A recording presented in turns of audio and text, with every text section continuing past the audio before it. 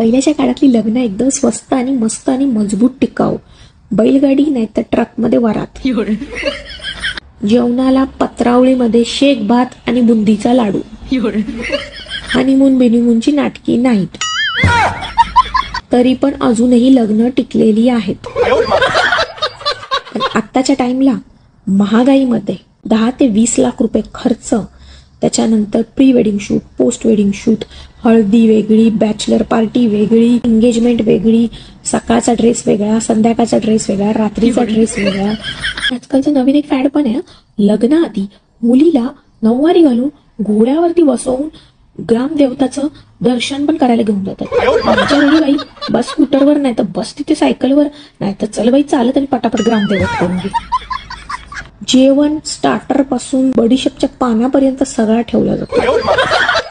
एवढा खर्च ना, 20-20 लाखाचा खर्च. आणि त्याच्यानंतर हनीमूनला आउट ऑफ कंट्रीज जाणार बाबा. ते गोवा, महाबळेश्वर आपल्याला परवडत. आणि एवढा सगळा 20 लाखाचा खर्च करून त्यांच्यात हिंमत पण येते 2 महिन्यात बोलायची, चल डिवोर्स देणार, सोडून देईल. पोडगी पण द्यायला तयार आहे एवढ्या महागाईमध्ये.